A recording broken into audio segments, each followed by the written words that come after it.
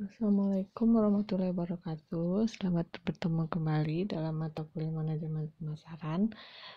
Sekarang itu kita memasuki minggu ke-8. Jadi hari ini kita membahas tentang materi tentang produk, jasa, dan strategi penentuan merek. Nah, apa itu produk? Jadi dalam definisi luas, produk adalah segala sesuatu yang dapat ditawarkan kepada pasar untuk daya tarik, akuisisi, penggunaan, atau konsumsi yang bisa memuaskan suatu keinginan atau kebutuhan. Jadi produk itu tidak hanya meliputi objek-objek saja, tetapi juga ada jasa, acara, orang, tempat, organisasi, ide, atau campuran entitas-entitas ini. Nah, apa itu jasa? Ya, karena begitu penting dalam dunia ekonomi, jadi jasa itu adalah bentuk produk yang terdiri dari aktivitas, manfaat, atau kepuasan yang ditawarkan untuk dijual dan pada dasarnya tidak berwujud serta tidak menghasilkan kepemilikan akan sesuatu. Jadi contohnya di sini seperti perbankan, hotel, maskapai penerbangan, pengecer, persiapan pajak, dan jasa perbaikan rumah. Nah, produk dan jasa dibagi menjadi dua kelompok besar berdasarkan tipe konsumen yang menggunakannya. Jadi ada produk konsumen dan produk industri. Jadi produk konsumen itu sendiri adalah produk dan jasa yang dibeli oleh konsumen akhir untuk konsumsi pribadi. Produk konsumen meliputi produk kebutuhan sehari-hari, produk belanja, produk khusus, dan produk yang tidak dicari. Jadi produk kebutuhan sehari-hari itu adalah produk dan jasa konsumen yang biasanya sering dan segera dibeli pelanggan dengan usaha pembandingan dan pembelian yang minimum, contohnya seperti sabun dan makanan cepat saji. Yang kedua itu ada produk belanja. Produk belanja adalah produk dan jasa konsumen yang lebih jarang dibeli dan pelanggan membandingkan kecocokan, kualitas, harga, dan gaya produk secara cermat. Contohnya seperti perabot, pakaian, mobil, dan lain-lain. Produk khusus itu adalah produk dan jasa konsumen dengan karakteristik unik atau identifikasi merek di mana sekelompok pembeli signifikan bersedia melakukan usaha pembelian khusus. Contohnya merek dan tipe mobil tertentu, jasa dokter, dan ahli hukum. Itu produk yang tidak dicari, itu produk yang konsumen yang tidak dikenal konsumen atau produk yang mungkin dikenal konsumen tetapi biasanya konsumen tidak berpikir untuk membelinya. Contohnya seperti asuransi jiwa, jasa prepar perencanaan pernikahan atau pemakaman dan lain sebagainya. Nah, yang kedua itu adalah produk industri. Produk industri adalah produk yang dibeli untuk pemeriksaan lebih lanjut atau untuk digunakan dalam menjalankan suatu bisnis. Nah, dari sini itu ada bahan dan suku cadang, barang modal, persediaan, dan jasa. Nah, di sini ada perbedaan antara produk konsumen dan produk industri itu didasarkan pada tujuan untuk apa produk itu dibeli. Jadi, organisasi yang sering melaksanakan kegiatan untuk menjual organisasi itu sendiri. Pemasaran organisasi terdiri dari kegiatan yang dilaksanakan untuk menciptakan, memelihara, atau mengubah sikap dan perilaku pelanggan sasaran terhadap organisasi. Orang juga bisa dianggap sebagai produk. Pemasaran orang terdiri dari kegiatan yang dilaksanakan untuk menciptakan, memelihara, atau mengubah sikap atau perilaku terhadap orang tertentu. Sedangkan pemasaran tepat itu melibatkan kegiatan dilaksanakan untuk menciptakan, memelihara, atau mengubah sikap dan perilaku terhadap tempat tertentu. Ada juga namanya ide. Nah, ide itu juga bisa dipasarkan dalam salah satu arti. Semua pemasaran adalah pemasaran sebuah ide, baik itu ide umum maupun ide khusus. Nah, keputusan produk ini ada atribut produk, penetapan merek, kemasan, pelabelan, dan pelayanan pendukung produk. Nah, di sini ada atribut merek dan kemasan. Nah, atribut produk dan jasa. Nah, pengembangan suatu produk atau jasa itu melibatkan pendefinisian manfaat yang akan ditawarkan produk atau jasa tersebut. Jadi, manfaat ini dikomunikasikan diantarkan oleh atribut produk seperti kualitas, fitur, serta gaya dan desain. Nah, ada namanya penetapan merek. Nah, mungkin keahlian pemasar profesional yang paling istimewa adalah kemampuan mereka untuk membangun dan mengelola merek.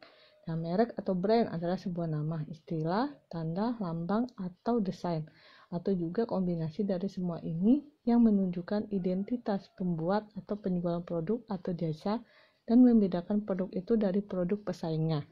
Terakhir ada kemasan. Nah, kemasan ini melibatkan perancangan dan produksi wadah atau pembungkus untuk sebuah produk. Pada dasarnya, fungsi utama kemasan adalah menyimpan dan melindungi produk. Namun saat ini ada banyak faktor yang membuat kemasan menjadi sarana pemasaran yang penting. Yang keempat, itu ada namanya pelabelan. Nah, label berkisar dari penanda sederhana yang ditempelkan pada produk sampai rangkaian huruf rumit yang menjadi bagian kemasan. Nah, label mempunyai beberapa fungsi. Setidaknya, label itu menunjukkan produk atau merek seperti nama Sunkist yang tercantum pada jeruk. Label ini juga menggambarkan beberapa hal tentang produk, siapa yang membuatnya, di mana produk itu dibuat, kapan produk itu dibuat, kandungannya, cara pemakaiannya, bagaimana menggunakan produk itu dengan aman. Nah, terakhir, label bisa membantu mempromosikan produk dan mendukung positioningnya. Yang ketiga itu ada jasa pendukung produk. Nah, yang terakhir, pelayanan pelanggan adalah elemen lain dalam strategi produk. Nah, penawaran perusahaan biasanya meliputi beberapa pelayanan pendukung yang bisa menjadi bagian kecil atau bagian besar dari keseluruhan penawaran. Nah, lini produk. Nah, lini produk adalah kelompok produk yang berhubungan erat karena kelompok produk tersebut berfungsi dengan cara yang sama, dijual kepada kelompok pelanggan yang sama, dipasarkan melalui tipe gerai yang sama, atau mempunyai kisaran harga yang sama. Nah, keputusan lini ini melibatkan panjang lini produknya dengan perluasan lini atau dengan pengisian lini. Nah, perusahaan lini produk terjadi ketika sebuah perusahaan memperpanjang lini produknya melampaui rentang lini saat ini. Jadi perusahaan dapat memperluas lininya ke bawah, ke atas, atau ke atas bawah. Nah, salah satu alternatif selain perluasan lini adalah pengisian lini produk, yaitu menambahkan lebih banyak barang dalam rentang lini yang ada saat ini. Ada beberapa alasan untuk pengisian lini produk, yaitu meraih laba tambahan, memuaskan penyalur, menggunakan kapasitas yang berlebih, menjadi perusahaan lini penuh terkemuka, dan memasuki lubang untuk menyingkirkan pesaing. Nah, di sini ada bauran produk perusahaan mempunyai 4 dimensi penting. Yaitu ada lebar bauran produk, itu mengacu pada jumlah lini produk berbeda yang dibawa perusahaan. Ada panjang bauran produk, yaitu mengacu pada jumlah versi yang ditawarkan masing-masing produk dalam lini. Kedalaman bauran produk itu mengacu pada jumlah versi yang ditawarkan masing-masing produk dalam lini. Konsistensi bauran produk itu mengacu pada beberapa dekat hubungan antara berbagai lini produk dalam penggunaan akhir, persyaratan produk, serta saluran distribusi atau hal lainnya.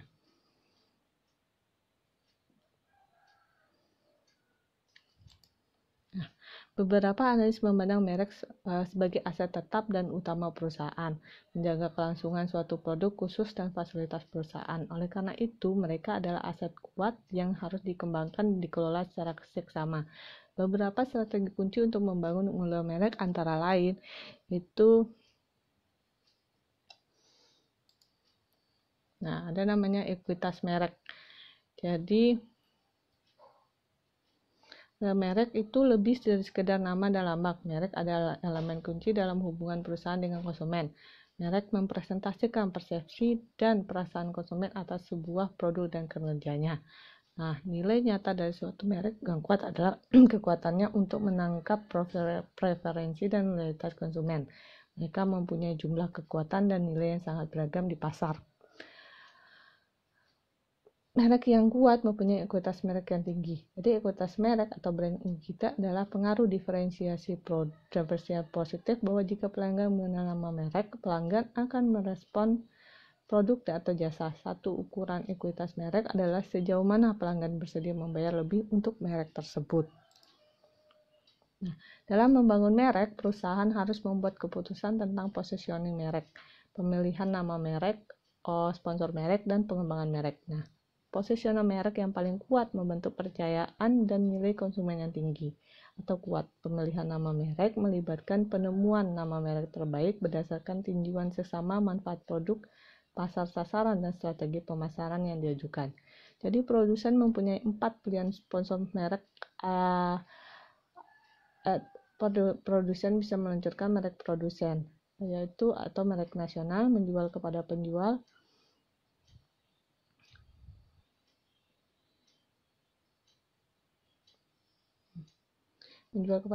perantara yang menggunakan merek pribadi, memasarkan merek berlisensi, atau menggabungkan kekuatan lain untuk co-branding produk. Perusahaan juga mempunyai 4 pilihan ketika perusahaan mengembangkan merek. Perusahaan dapat mengenakan tulisan ini, perluasan merek, multi merek, atau merek baru.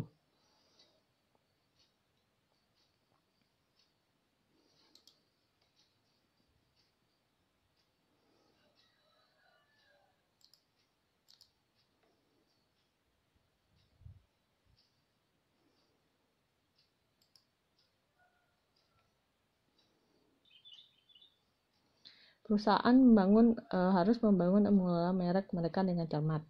Nah, positioning merek harus tetap terus dikomunikasi dengan konsumen. Iklan bisa membantu, namun merek tidak dibesarkan oleh iklan, tetapi oleh pengalaman merek. Karakteristik khusus jasa ketika merancang program pemasaran. Jadi itu ada jasa tak berwujud, itu bahwa jasa tidak dapat dilihat, dirasakan, diraba, didengar, atau dibaui sebelum jasa itu dibeli. Nah, untuk mengurangi ketidakpastian, pembeli mencari tanda-tanda kualitas jasa. Nah, para pembeli menarik kesimpulan tentang kualitas jasa dan dari tempat, orang, harga, perlengkapan, dan komunikasi yang dapat mereka lihat atau lihat. Jasa tak terpisahkan di sini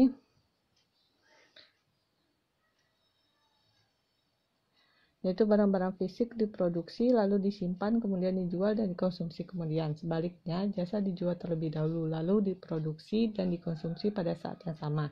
Jadi jasa tak terpisahkan itu berarti bahwa jasa tidak dapat dipisahkan dari penyedianya tanpa mempedulikan apakah penyedia jasa itu orang atau mesin. Itu jasa tak terpisahkan. Yaitu yang ketiga itu variabilitas jasa. Itu berarti bahwa kualitas jasa tergantung pada siapa yang menyediakan jasa itu dan kapan, di mana, dan bagaimana jasa itu disediakan. Setelah itu, jasa dapat musnah. Jasa dapat musnah itu berarti bahwa jasa tidak dapat disimpan atau dijual atau digunakan beberapa saat kemudian. Para pemasar berusaha mencari cara agar jasa lebih berwujud, yaitu dengan meningkatkan produktivitas penyedia yang tidak dapat dipisahkan dari produk mereka, menetapkan standar kualitas, untuk menghadapi variabilitas serta meningkatkan pergerakan permintaan dan kapasitas persediaan untuk menghadapi musnahnya jasa. Nah, di sini dalam bisnis jasa, pelanggan karyawan jasa lini dapat berinteraksi untuk menciptakan jasa. Hasilnya, interaksi efektif bergantung pada keahlian karyawan jasa lini depan dan proses pendukung yang menyokong karyawan-karyawan ini. Oleh karena itu, perusahaan jasa harus memusatkan perhatian pada keduanya, pelanggan dan karyawan. Agar berhasil, perusahaan jasa memahami rantai laba jasa yang menghubungkan laba perusahaan jasa dengan karyawan dan kepuasan pelanggan. Oleh karena itu, pemasar jasa memerlukan lebih dari sekedar pemasaran eksternal tradisional yang menggunakan 4P pemasaran jasa, juga memerlukan pemasaran internal dan pemasaran interaktif. Jadi pemasaran internal itu berarti bahwa perusahaan jasa harus mengorientasikan dan memotivasi karyawannya berhubungan dengan pelanggan dan mendukung orang-orang pelayanan untuk bekerja sebagai satu tim untuk memberikan kepuasan pelanggan. Jadi pemasaran interaktif berarti bahwa kualitas jasa sangat bergantung pada kualitas interaksi pembeli penjual selama transaksi jasa. Nah, dalam pemasaran produk, kualitas produk seringkali hanya sedikit bergantung pada bagaimana produk diperoleh. Tapi dalam pemasaran jasa, kualitas jasa tergantung pada pengantar jasa dan kualitas pengantaran. Karena itu, pemasar jasa harus menerapkan keahlian pemasaran interaktif. Nah, yang terakhir itu, agar berhasil, pemasar juga harus menciptakan yang namanya diferensiasi kompetitif, menawarkan kualitas jasa yang tinggi, dan menemukan cara untuk meningkatkan produktivitas jasanya. Nah, sampai sini untuk materi hari ini. Saya tutup hari ini dengan Assalamualaikum warahmatullahi wabarakatuh.